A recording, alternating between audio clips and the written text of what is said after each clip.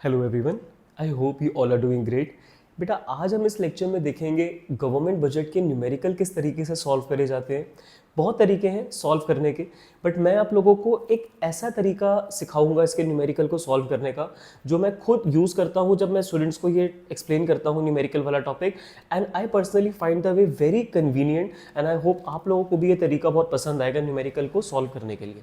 तो मैं मान के चल रहा हूँ कि आप में से मेजोरिटी बच्चों को ये बात पता है कि गवर्नमेंट बजट में 4 कंपोनेंट्स होते हैं: revenue receipts, capital receipts, revenue expenditure, capital expenditure. So जब गवर्नमेंट बजट बनाती है तो एक साइड में वो बताते हैं कि कहाँ कहाँ से पैसे वो रिसीव करने वाले हैं। मेनली टैक्सेस ही होते हैं, चाहे डायरेक्ट टैक्स हो या इनडायरेक्ट टैक्स हो। डायरेक्ट टैक्सेस में आ जाते हैं income tax, corporation tax, capital gain tax. Then there are indirect taxes like GST and value added tax. Tax किसी भी तरीके का हो, गवर्नमेंट के लिए एक रेगुलर रिसिट का सोर्स होता है, और रेगुलर रिसिट्स को हम क्या करके बोलते हैं? Revenue receipts.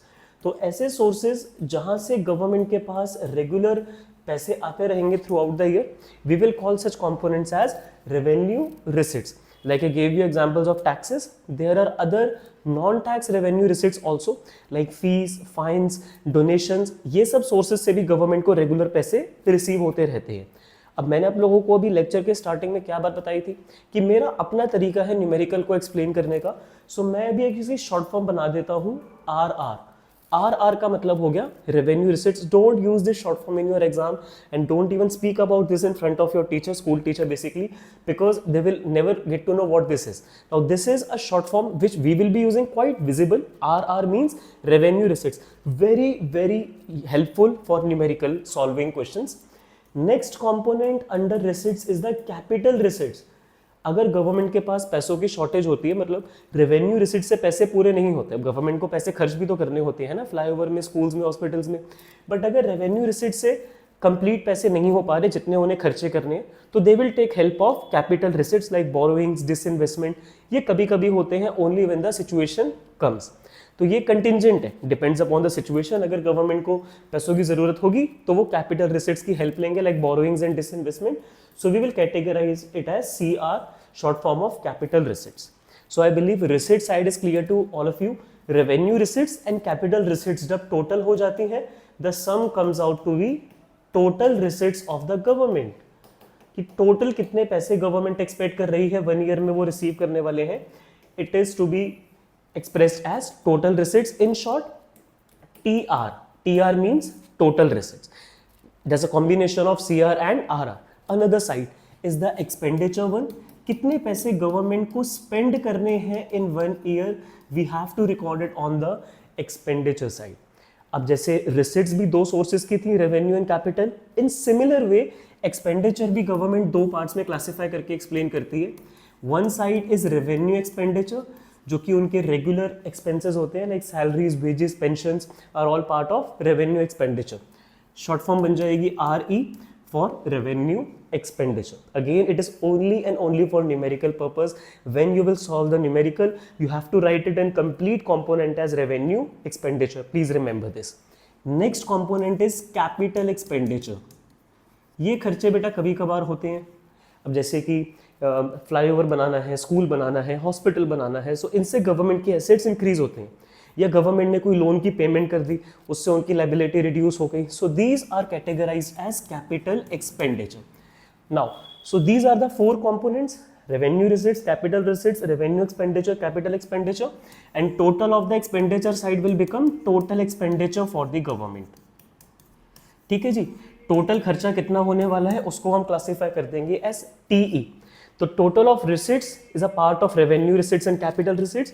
Total of expenditure by the government will comprise of revenue expenditure as well as capital expenditure.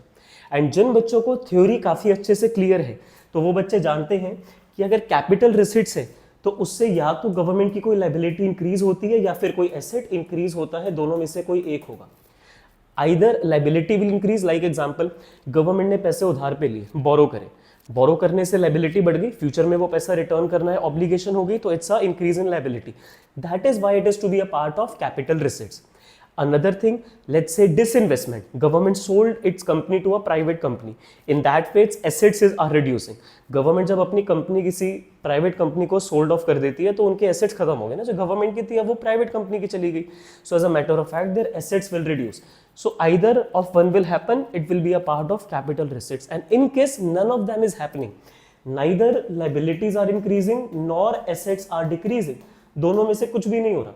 So it will be a part of revenue receipt. अब हम टैक्सेस देते हैं गवर्नमेंट को, फीस फाइन देते हैं, क्या उससे government की कोई लाइबिलिटी इंक्रीज हो रही है कि वो पैसे हमें रिटर्न करेंगे? क्या उससे उनको कोई एसेट कम हो रहा है? दोनों में से कुछ भी नहीं हो रहा, तो वो रेवेन्यू रिसीट्स है. देन रेवेन्यू एक्सपेंडिचर में ना तो कोई लाइबिलिटी उनकी कम हो रही है और ना बदले में कुछ उन्हें रिसीव हो रहा है. सो भाई खर्चा कर रही है गवर्नमेंट तो बदले में कोई एसेट आना चाहिए था या कोई लाइबिलिटी कम होनी चाहिए थी. बट अगर ऐसा होगा कि लाइबिलिटी कम हो रही है या कोई एसेट इंक्रीज हो रहा है, so it will be a part of capital expenditure. Example, construction of schools, increase of assets. Payment of loan, central government ने कोई लोन लिया था, लेट्स से वर्ल्ड बैंक से, आईएमएफ से, पब्लिक से या किसी स्टेट गवर्नमेंट से, कहीं से भी, तो लोन की पेमेंट करने से लाइबिलिटी खत्म हो जाती है. That is what is to be a part of capital expenditure. So I believe components clarity सबको हो चुकी है कि किस तरीके से इनको क्लासिफाई करना है. सो मोटा मोटा 4 कंपोनेंट्स आपको याद रखने हैं: revenue receipts, capital receipts, revenue expenditure, capital expenditure. Total receipts is a combination of RRCR, total expenditure RE और CE. अब अगर मैं आप लोगों को बोलूं कि गवर्नमेंट के टोटल एक्सपेंडिचर जो है that's a combination of revenue expenditure and capital expenditure, comes out to be 2100 crore. And जो गवर्नमेंट के टोटल रिसीट्स है that comprises of both revenue receipts as well as capital receipts is of let's say 2000 crore. Now how much money is falling short by the government? तो government के पास बेटा 100 करोड़ रुपए कम पड़ रहे हैं. That is called as budgetary deficit. क्या बोलते हैं इसको? Budgetary deficit. तो अगर आपको बजटरी डेफिसिट को कैलकुलेट करना है कि गवर्नमेंट के बजट में कितना डेफिसिट है, गवर्नमेंट के बजट में कितने पैसे डेफिसिट में, कितने पैसे गवर्नमेंट के पास शॉर्ट पड़ रहे हैं. So the formula is total खर्चे माइनस टोटल कितने पैसे आने वाले हैं, total expenditure minus total receipts. So the numerical says कि गवर्नमेंट के पास 100 करोड़ रुपए का डेफिसिट होने वाला है. But this will be not this simple because you will have to figure out the value 2100 crore by yourself. आपको एक कंपोनेंट्स की लिस्ट बना के दे देंगे कि जी ये पार्ट्स हैं, ये उनका अमाउंट है, अब बताओ टोटल एक्सपेंडिचर कितना होगा और टोटल रिसीट्स कितने होंगे. फिर क्या करेंगे, दोनों को डिफरेंस कर देंगे and you will be getting your budgetary deficit. Now, with that say, let's talk about the other types of deficits as well. मैं आपको इस लेक्चर में सिर्फ 3 क्वेश्चन करवाऊंगा. ठीक है बेटा, एक ये क्वेश्चन, एक क्वेश्चन नंबर 2 है और एक क्वेश्चन नंबर 3 है. Only these 3 questions we will be talking about in this particular lecture. ठीक है, बाकी और भी कुछ क्वेश्चंस हैं, उनके लिए हम लेक्चर नंबर 2 रिकॉर्ड करेंगे. तो let's start with the very first assignment of government budget numerical. That's right है. अब हमें यहाँ पर बोर्ड पे दिख रहा है कि 5 फॉर्मूले. डेफिसिट के 4 तरीके के होते हैं और एक सरप्लस होता है. फॉर्मूले पे बाद में आएंगे, पहले ये तो देख लो जरा कि आप कंपोनेंट्स को क्लासिफाई कर पा रहे हो या नहीं. Let me take out the marker first. I want all of you to pay 100% attention right now. नहीं दोगे तो न्यूमेरिकल इसके नहीं क्लियर होंगे. सिर्फ इतना बताओ मुझे कि गवर्नमेंट के पास पैसे रिसीव हो रहे हैं या उन्हें पैसे खर्च करने पड़ रहे हैं. So the very first thing that we have to do is कि गवर्नमेंट के पास पैसे रिसीव हो रहे हैं तो हम उसको बोलेंगे रिसीट्स एस आर, और अगर गवर्नमेंट पैसे खर्च कर रही है तो हम उसको बोलेंगे एक्सपेंडिचर एस ई. इतना कर सकते हो मेरे लिए कि यहाँ कंपोनेंट्स की लिस्ट लगी है. अगर गवर्नमेंट के पास पैसे, गवर्नमेंट के एंगल से सोचना, पब्लिक के एंगल से मत सोचना. तो अगर पैसे आ रहे हैं तो रिसीट, पैसे जा रहे हैं तो एक्सपेंडिचर. लोग carefully. Wages paid to the government staff. अब गवर्नमेंट के लिए जो लोग काम कर रहे हैं स्कूल्स बनाने में, हॉस्पिटल बनाने में, उनको तो वेजेस देनी पड़ती है ना गवर्नमेंट को. तो उनकी जो वेजेस है वो गवर्नमेंट के लिए क्या है, एक्सपेंडिचर है, रिसीट है. गवर्नमेंट को पेमेंट करनी पड़ रही है, जो लोग काम कर रहे हैं, तो it's an expenditure for the government. So we will record E in front of it. That's it. ये अगर आपके स्कूल का पेपर है तो क्वेश्चन पेपर पे लिख लेना अगर आपको परमिशन है. अगर नहीं तो कैसे न्यूमेरिकल को सॉल्व करेंगे, पहले पूरा क्वेश्चन, ये जो वैल्यूज गिवन है अपनी आंसर शीट में लिख लो, राइट डाउन कर लो, और कंपोनेंट्स को क्लासिफाई करेंगे whether the component is of receipt nature और expenditure nature for the government. किसके पॉइंट ऑफ व्यू से सोचेंगे, गवर्नमेंट के पॉइंट ऑफ व्यू से. तो वेजेस गवर्नमेंट दे रही है तो वो गवर्नमेंट के लिए क्या है, एक expenditure. And then purchase of office by the government, अब गवर्नमेंट में ऑफिस खरीदा, so it is again an expenditure for the government. Government को इनकम टैक्स रिसीव हुआ, तो गवर्नमेंट को तो टैक्स मिलता है ना, पब्लिक के लिए एक्सपेंडिचर है पर गवर्नमेंट के लिए एक रिसिट है। GST is also a receipt for the government, custom duty भी रिसिट है, फीस फाइन्स भी, बोरोइंग्स में काफी बार बच्चे कंफ्यूज हो जाते हैं। अब गवर्नमेंट अगर पैसे बोरो कर रही है तो उनके लिए तो एक रिसिट है ना, सो रिसिट्स। इंटरेस्ट पेड, गवर्नमेंट को इंटरेस्ट रिसीव नहीं हो रहा, गवर्नमेंट इंटरेस्ट पे कर रही है, हो सकता है गवर्नमेंट ने कुछ पैसे उधार पे लिए हो, अब वो पे करने का टाइम है उस पे इंटरेस्ट, तो interest is also an expenditure for the government. Recovery of loan, government ने लोन दिया था, उसकी रिकवरी हो गई, अच्छी बात है, तो it's a receipt for the government. तो ये स्टेप नंबर 1 हमने कंप्लीट कर लिया है। Components have been classified into receipts and expenditure. जहां पैसे गवर्नमेंट के पास आ रहे हैं उसके आगे हमने आर लिखा है, और जहां पैसे जा रहे हैं उसके आगे हमने लिखा है E, that's for expenditure. Step number 1 complete.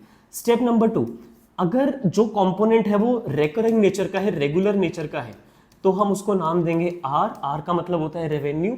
और अगर कंपोनेंट नॉन रेकरिंग नेचर का है, कभी कभार होने वाला है, तो उसको हम नाम देंगे कैपिटल को सी। ठीक है, कैपिटल नेचर के जो कंपोनेंट्स होते हैं वो रेयर होते हैं, ओकेजनल होते हैं, दैट्स व्हाई उनको हम कैपिटल करके बोलते हैं, और जो रेकरिंग होते हैं उनको हम रेवेन्यू आर करके क्लासिफाई करते हैं। Wages is a regular source of payment by the government, तो रेवेन्यू एक्सपेंडिचर हो जाएगा। ठीक है, आर ई का मतलब क्या था, रेवेन्यू एक्सपेंडिचर, खर्चा हो रहा है, और रेगुलर नेचर का है, गवर्नमेंट को ये करते रहना है। देन परचेज ऑफ ऑफिस कभी कभी होगा, कैपिटल नेचर का। इनकम टैक्स तो रिसीव होता रहता है, जीएसटी भी रिसीव होता रहेगा, कस्टम ड्यूटी रिसीव होती रहेगी, फीस फाइन्स भी। बोरोइंग्स तभी करेगी गवर्नमेंट जब पैसों की शॉर्टेज होगी, capital receipts. Interest paid on borrowings, revenue expenditure, क्योंकि हर देखो कॉन्ट्रैक्ट में साइन होता है कि कितने कितने टाइम में इंटरेस्ट जाएगा, तो गवर्नमेंट को उतने उतने टाइम में इंटरेस्ट पे करना है। टाइम चाहे 2 महीने का है, 3 महीने का है, 6 महीने का है, government will have to pay the interest on time as per the contract. अब वो रेकरिंग नेचर पे जाएगा जितने टाइम का होगा, और इंटरेस्ट को पे करने से लायबिलिटी थोड़ी खत्म हो जाएगी। अगर लायबिलिटी खत्म होगी तो वो कैपिटल एक्सपेंडिचर में आता, बट वो कब होता, अगर गवर्नमेंट सारे लोन के पैसे रिटर्न कर देती तो। पर गवर्नमेंट सारे पैसे थोड़ी रिटर्न कर रही है, गवर्नमेंट सिर्फ उस पर इंटरेस्ट दे रही है, तो इट्स अ रेवेन्यू एक्सपेंडिचर, कोई लायबिलिटी खत्म नहीं हो रही और रिकरिंग नेचर का है। And then recovery of loan is a capital receipt, because loan के पैसे एक बार रिकवर हो गए, बार बार थोड़ी रिकवर करते रहेंगे, so that's it. So this is the very first thing that you have to do when you are solving government budget numerical. According to my way, you have to classify the components. हमने components को classify कर लिया in 4 parts: revenue expenditure, capital expenditure, revenue receipts, capital receipts. Now let me erase this side. Now once we are done with the components, the next step that we have to do is to figure out revenue receipts, capital receipts, revenue expenditure, capital expenditure. Come on, look over here. So components are to be classified as receipts as well as expenditure, right? So कुछ components receipts हैं और कुछ components expenditure side के हैं. So revenue receipts का एक बार total कर लेते हैं और capital receipts का total कर लेते हैं, and for the expenditure side we have to add revenue expenditure and capital expenditure. Let's look at the question. So for revenue receipts we have income tax as 500, then GST 100, custom duty 200, fees and fines 50. So this is 600, and then 200 is 850 is the revenue receipts for the government. Please write it down in the receipts column. And for the capital receipts, government is borrowing 300 crores.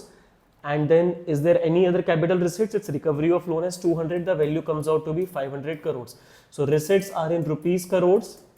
Expenditure is also supposed to be in rupees crores, and the value is coming out to be 1350 crores for your total receipts by the government. तो government के पास जो total पैसे आने वाले हैं इस साल में वो है 1350 करोड़, और जो पैसे उन्हें 1 ईयर में स्पेंड करने हैं। रेवेन्यू एक्सपेंडिचर कितना है जी, वेजेस एंड वेजेस जा रही हैं 1000, और रेवेन्यू एक्सपेंडिचर इज इंटरेस्ट 100, तो 1100 करोड़ का उनका रेवेन्यू एक्सपेंडिचर है। कैपिटल एक्सपेंडिचर है, ऑफिस खरीदा 2000 करोड़ का, और कोई नहीं है। 2000 crore is the capital expenditure, comes out to be 3100 crore. So now we have calculated the total receipts of the government as well as total expenditure of the government. Let me write down the values over here. So we have revenue receipts at 850 crore. We have capital receipts at 500 crore. We have revenue expenditure at 1100 CR and capital expenditure at 2000 CR. Now you guys tell me what is the budgetary deficit for the government, कितना deficit निकल कर आ रहा है government का।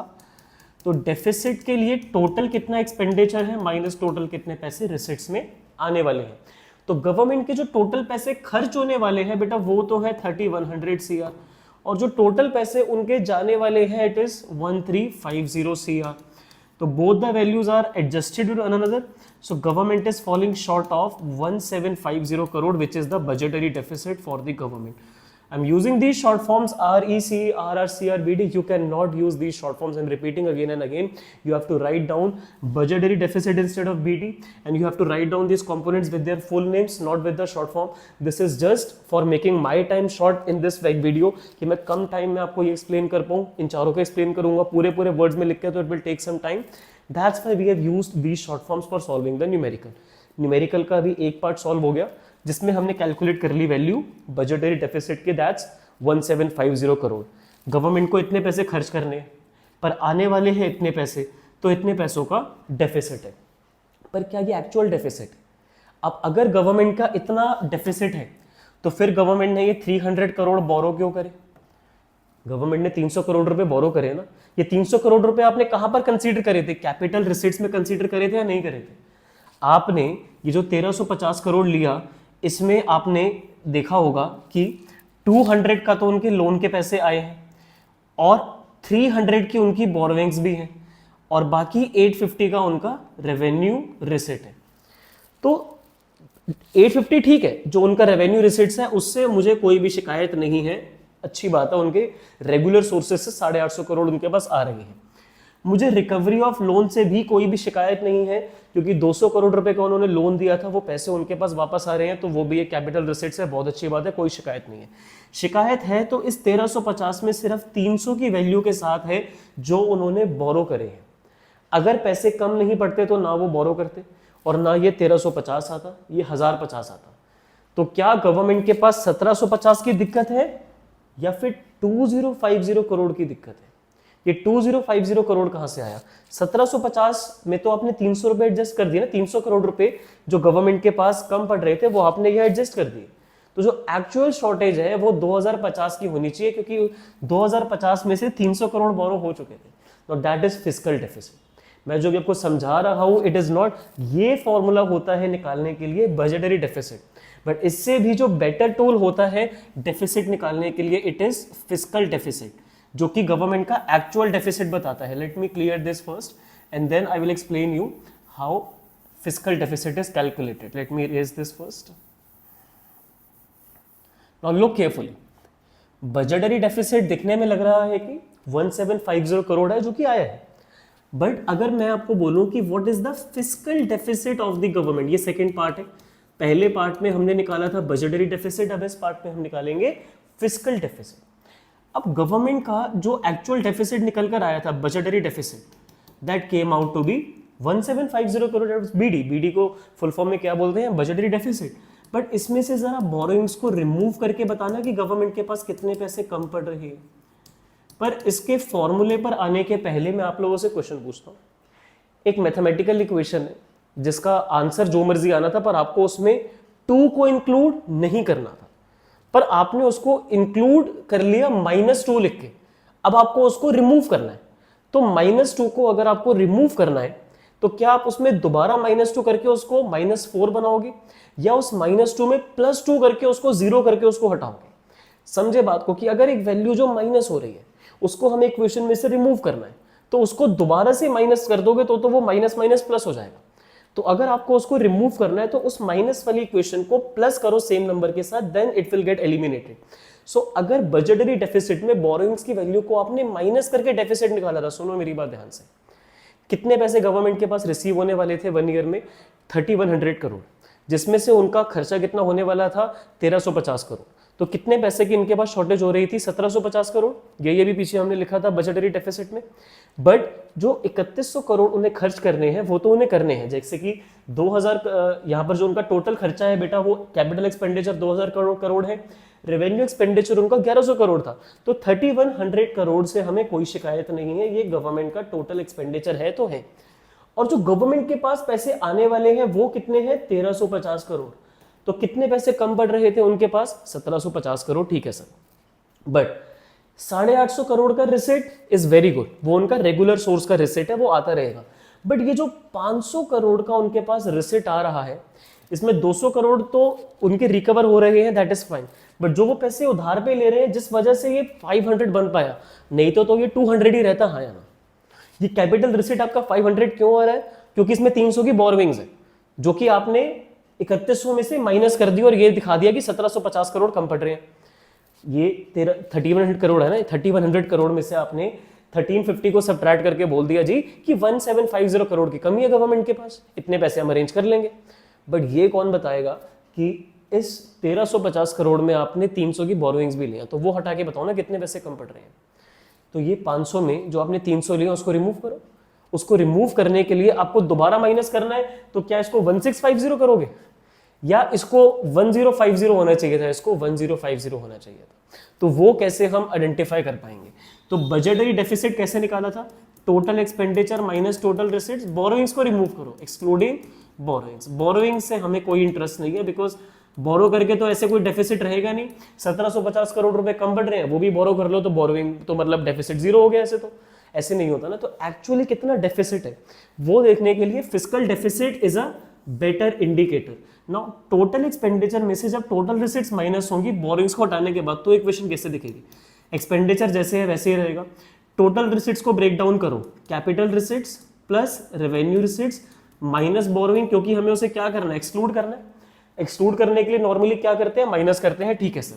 अब bracket को जरा open करेंगे, कैपिटल रिसीट्स और रेवेन्यू रिसीट्स को ब्रैकेट में रहने देंगे, और बोरोइंग्स को जब आप ब्रैकेट से बाहर निकालोगे तो ये माइनस माइनस बाहर निकल के क्या हो जाएगी? प्लस।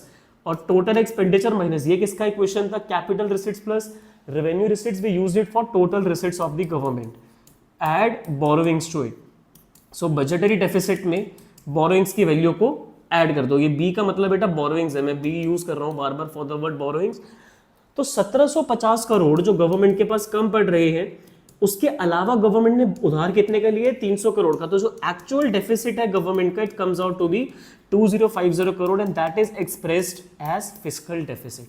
कि गवर्नमेंट के पास 1750 करोड़ की शॉर्टेज नहीं है, गवर्नमेंट के पास 2050 करोड़ की शॉर्टेज है। ना उनके पास 300 करोड़ की शॉर्टेज होती, ना वो यहाँ कैपिटल रिसीट्स में बोरो करते। तो ये जो 500 करोड़ दिख रहा है आपको, इसमें 200 करोड़ लोन का रिकवरी हुई है, बट 300 करोड़ उन्होंने बोरो करा है, तब जाके कि 1350 वो बना पाए, नहीं तो ये 1050 रह जाता। तो 1750 में से आप इमेजिन करो कि जो आपके डेफिसिट आया, अगर हम ये 3100 और 1350 देखें तो वो 1750 है। बट अगर यहाँ पर आप लिखोगे 1050, तो deficit will come out to be 2050, and that is the actual deficit we call as fiscal deficit. I believe fiscal deficit is clear to all of you. The equation goes like this: budgetary deficit plus borrowings. Now this is the formula for calculating fiscal deficit. First you will need to calculate budgetary deficit. That came out to be 1750, जो हमने भी पीछे solve करके निकाल लिया था कि sir 1750 crore का बजटरी डेफिसिट था, उसमें बोरोइंग्स की वैल्यू को ऐड करेंगे, then you will come to fiscal deficit. Now काफी बार क्या होता है क्वेश्चन में ना, revenue receipts, capital receipts, revenue expenditure, capital expenditure, इन चारों में से कोई एक वैल्यू गिवन नहीं होती. हो सकता है वो कैपिटल रिसीट्स हो या कैपिटल एक्सपेंडिचर हो. In that case how will we calculate fiscal deficit? Because fiscal deficit निकालने के लिए you will need the value of budgetary deficit. तो जब तक आपके पास बजटरी डेफिसिट निकल कर ही नहीं आएगा तो फिस्कल डेफिसिट कैसे निकाल लोगे? सिचुएशन में I am telling you, take budgetary deficit as zero. अब ऐसा मान लो कि गवर्नमेंट के पास जितने पैसे कम पड़े वो सारे उन्होंने उधार पे ले लिए. तो अगर आपको बोरोइंग्स की वैल्यू ऐसे क्वेश्चन में दे रखी है 2050 crore, take it as equal to fiscal deficit. मतलब if any of these four components is not given to you in the question, then you have to assume budgetary deficit is equal to zero, और you have to say कि borrowings will be equal to fiscal deficit. Fine, जितने पैसे उनके पास कम पड़े वो सारे पैसे उन्होंने बोरो कर लिए. ऐसे क्वेश्चंस आएंगे आने वाले मतलब नेक्स्ट वाले वीडियो में. So that's why I thought of preparing you in advance कि don't get worried if these four components are not given. So we have figured out two फॉर्मूले till now, one for budgetary deficit, another one for fiscal deficit. Budgetary deficit होता है total expenditure minus total receipts, जो कि हमको निकालने से पहले ये सब क्लासिफिकेशन करनी पड़ेगी.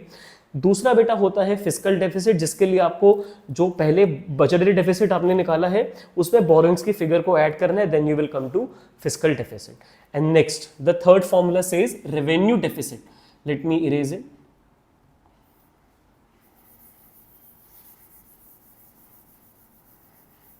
This was fiscal deficit. I believe सबको अच्छे से ये क्लियर हो गया है कि बोरिंग्स को हटाने के लिए हमें उसको एक्चुअली ऐड करना पड़ा, क्योंकि वो पहले ही माइनस थी, तो रिमूव करने के लिए we had to add it now. Okay, so let's talk about the very third formula. It's revenue deficit. It's very very simple. Government के रेगुलर खर्चों में कितने पैसे कम पड़ रहे हैं. So it's revenue expenditure minus revenue receipts. उनके जो रेगुलर खर्चे हैं वो है जी 1100 करोड़ के, और जो उनके रेगुलर रिसिट्स है वो है जी 850 करोड़ के. तो गवर्नमेंट को रेगुलरली 1100 करोड़ रुपए एक साल में खर्च करने हैं, बट रिसीव होने वाले हैं 850 crore. So how much money government is falling short of 250 crore is their revenue deficit. So this is the formula for calculating revenue deficit. एक फॉर्मूला और मैं इसी के साथ बताना चाहूंगा जिसको हम बोलते हैं रेवेन्यू सरप्लस. काफ़ी बार क्या होता है, गवर्नमेंट के जो रेगुलर ऑपरेशंस हैं उससे पैसे रिसिट ज़्यादा आने वाले होते हैं as compare to revenue expenditure. उस केस में उसको हम रेवेन्यू सरप्लस या फिर नेट प्रॉफिट करके भी बोल देते हैं. एक ही बात है, बट इस क्वेश्चन में तो रेवेन्यू डेफिसिट आया था तो इस फॉर्मूले का यूज होगा नहीं. बट अगर आर ज़्यादा होता है एज कंपेयर टू आर ही, तो कौन सा फॉर्मूला अप्लाई होता, रेवेन्यू सरप्लस का. That's it for the third formula. Or the fourth one, if you would like to say the fourth formula, you can. And then we have the very last one that's called as primary deficit. Now it's very very important deficit. It's actually as important as fiscal deficit.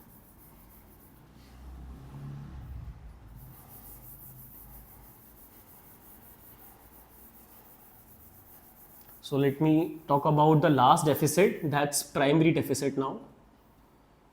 Here. So let's call this one as fourth only, because third one हमने लिखा था revenue deficit के लिए, and उसका alternate हो सकता है revenue surplus in case revenue receipts are more than the revenue expenditure. So primary deficit क्या होता है?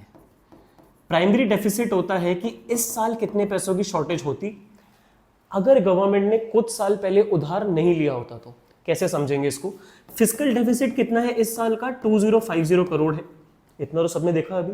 1750 करोड़ बजटरी डेफिसिट था. उसके अलावा 300 करोड़ उन्होंने बोरो भी करे थे. जो एक्चुअल शॉर्टेज थी come out to be 2050 crore. That's quite simple. But in this question if we will look carefully, then we will notice कि गवर्नमेंट को इस साल कितना पैसा इंटरेस्ट के फॉर्म में देना है, 100 करोड़. अगर गवर्नमेंट किसी टाइम पर लोन ना लेती पब्लिक से या वर्ल्ड बैंक से, जहां से भी लोन लेकर ये इंटरेस्ट देना पड़ रहा है उन्हें, तो ये इंटरेस्ट हमारा सेव हो जाता, हाँ या ना. अगर पहले लोन ना लिया होता तो ये इंटरेस्ट भी नहीं जाता, क्योंकि लोन लिया तभी ये इंटरेस्ट जा रहा है. तो इस साल 2050 करोड़ की शॉर्टेज है, but apart from this 100 crore जो जाना है वो सिर्फ इसलिए जाना है क्योंकि पुराने लोन ले रखे हैं, तो उस पर इंटरेस्ट इतना पेमेंट जाएगी. तो जो इस ईयर की प्राइमरी शॉर्टेज होती वो इतनी ही होती अगर हमारा इंटरेस्ट नहीं पे करना होता तो. So this is primary deficit that says कि tell the amount which belongs to present year. तो प्रेजेंट ईयर में जो प्राइमरी प्रॉब्लम है वो इतनी वैल्यू की है, ना आप लोन लेते ना आपका ये 100 करोड़ का इंटरेस्ट आता. पर इस बात से हम निगलेक्ट नहीं कर सकते कि जो एक्चुअल गवर्नमेंट के पास पैसे कम पड़ रहे हैं वो 2050 करोड़ ही पड़ रहे हैं. That is not a case. ऐसा है, ये पैसे कम पड़ रहे हैं. बट जो प्राइमरी दिक्कत इस साल होती अगर ये इंटरेस्ट ना पे करना पड़ता तो 1950 की होती. So that is the primary deficit that belongs to the current year. तो 1950 करोड़ की ही दिक्कत बनती थी, बट 2050 की क्यों हुई, क्योंकि हमें इंटरेस्ट भी देना पड़ रहा है और वो पैसे भी कम पड़ रहे हैं. सो ओवरऑल इतने पैसे कम पड़ रहे हैं, that's a fact. If you look at the numerical, so government is following short of 2050 crore. 100 crore से बच सकते थे अगर लोन ना लेते तो प्राइमरी दिक्कत इस साल 1950 करोड़ की है. सो दीज आर द 4 फॉर्मूले for all of you. For budgetary deficit, total expenditure minus total receipts.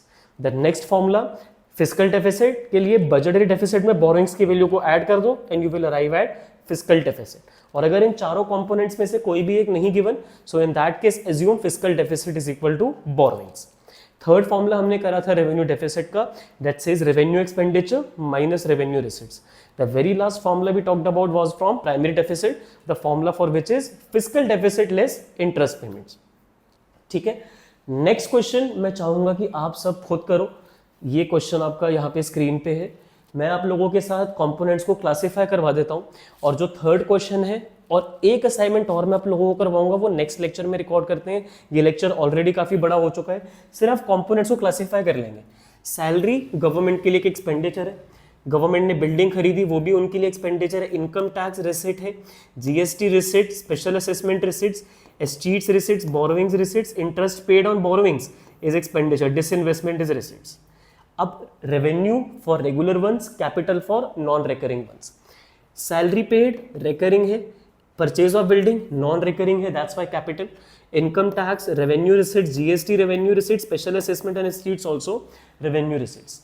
Then borrowings government कभी कभी करेगी capital receipts. Interest paid on borrowings is revenue expenditure, disinvestment is capital receipts. For those who don't know the meaning of special assessment and escheats, special assessment वो value होती है property की जो government को हमें पे करनी पड़ती है। जब आप घर बेचोगे तो आपके आसपास जो गवर्नमेंट ने डेवलपमेंटल एक्टिविटीज करी होंगी, मेट्रो बनाई, पार्क बनाया, तो उसका कुछ शेयर गवर्नमेंट को पे करना पड़ता है जब प्रॉपर्टी की सेल होती है, that is special assessment. And then escheats क्या होता है, अगर किसी पर्सन की डेथ हो गई और उसने कोई विल नहीं छोड़ी कि मेरे बाद मेरी प्रॉपर्टी किसकी होगी, तो वो प्रॉपर्टी फिर गवर्नमेंट सेल कर देती है और जो भी अमाउंट रिकवर होता है दैट इज एस्टीट्स। और अगर उनका कोई डॉटर या सन है पर कोई विल उनके नाम पर नहीं छोड़ी हुई, तो उनको प्रूफ करना पड़ेगा कि जिनकी डेथ हुई वो हमारे फादर या ग्रैंडफादर थे और वो प्रॉपर्टी अब हमें इनहेरिट होनी चाहिए। तो they will have to proof by their birth certificate, by surviving member certificate, उनको 10th क्लास का सर्टिफिकेट भी शो करना पड़ेगा जहां पर उनका नेम लिखा हो फादर का। एंड देन ओनली आप इससे बच सकते हो। बट अगेन काफी केसेस ऐसे होते हैं जहां पर प्रूव नहीं हो पाता क्योंकि लीगल विल नहीं छोड़ी होती। इन दैट केस गवर्नमेंट को जो अमाउंट रिकवर होगा it's escheats. So these are the components. Now calculate the values of revenue deficit, fiscal deficit and primary deficit and let me know the answers in the comment section. Please do watch the next lecture as well जिसमें मैं आपको ये third वाला question करवाऊंगा और एक assignment और करवाऊंगा, तब जाके आपको इसके न्यूमेरिकल प्रॉपर्ली समझ में आएंगे। सिर्फ एक लेक्चर देख के न्यूमेरिकल में इसकी एक्सपर्टीज नहीं हो सकती है। इस लेक्चर में मेरा मानना यह है कि आप लोगों को सिर्फ फॉर्मूले याद हुए होंगे। अगला लेक्चर जब आप देखोगे तब जरा देखना कि क्या आपको ये प्रॉपर्ली अंडरस्टैंड हुआ या नहीं हुआ। Thank you for listening to me so patiently. Have a nice day.